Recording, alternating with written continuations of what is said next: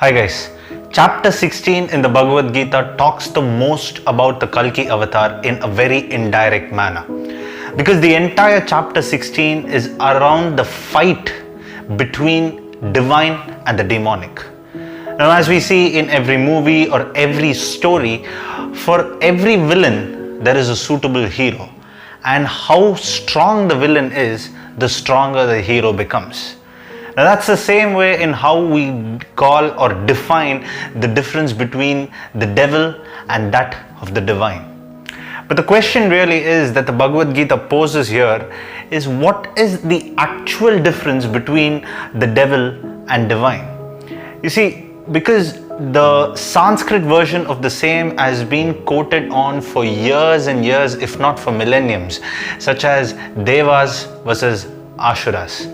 This has been in works ever since the time of Rig Veda, and it has just evolved continuously onto the point of what we say in the Kali Yuga, such as Kalki avatar versus the evil during the Kali Yuga. Now, if we take all this away and if we just recap history quickly, we would notice that in every Indian epic that there would be a conflict between good versus bad. And that's the thing, all our grandmothers and mothers, when they share their stories of Indian mythologies or even world mythologies, they would say that it is the fight between good versus bad or good versus evil.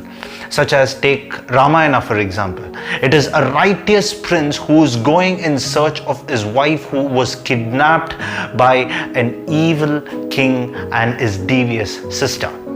If we take Mahabharata, it is against one family who wants to own the entire world versus another family who wants to do justice to their kingdom.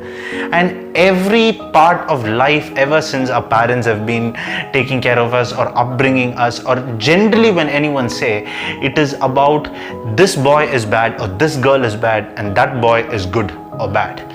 So throughout, when we define every individual and segregate humans based on good versus bad, we go away from the general definition that the Bhagavad Gita offers in chapter 16. You see, in chapter 16, what the Bhagavad Gita says is, human race is not divided by good versus evil, but a human being is differentiated between good and evil. In every human being, there is divine, and in every human being, there is also the devil.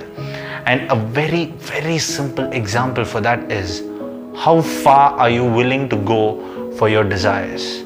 If you are willing to go for your desires up to a certain extent where it doesn't cause harm to another individual, then to some extent you can be called divine in the modern world. But for you, it doesn't matter what happens to the world tomorrow, but only the satisfaction of your desire is supreme, then that would fall in the category of the devil.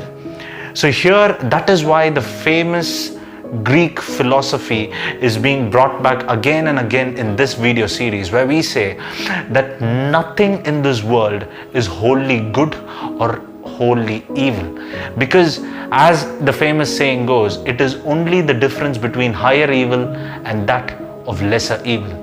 Now in this world, we have to see who has the potential of having or becoming the higher evil, and for us to just do the things that we do, but as long as it doesn't disturb another individual.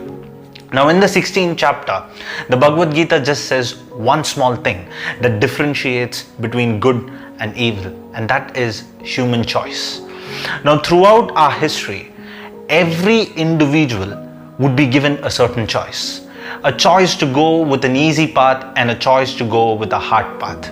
Now we are usually been told that we have to take the hard path because that is a path that is made of principle that would lead you to character, and eventually you would be able to achieve something in life and make something out of it. But the question is, what is that hard path really? Is the hard path defined by people around you, or is it defined by you individually? That is the question that the Bhagavad Gita asks. It is not about choosing a path just because people around you claim it to be hard, but the choice has to come from within. And whatever path you choose, be it the most simple path that everybody says that it is easy and anyone can take that path, or if it is the hard path that very few people indeed walk. If the choice comes from within, then thereby the Bhagavad Gita says you are a human being that is blessed with divinity. And as the general saying goes, no matter whether you do good or whether you do bad, there will be people who say that you haven't done anything good in life. So if we can keep all that away, and if we can just follow this simple message of making the right choices from the Bhagavad Gita, then I think we would be able to live a much more simple yet more effective life in this world. And that's the wrap for this particular episode, and I would see you guys in the next video. Until then, it is goodbye, and of course, thank you for watching.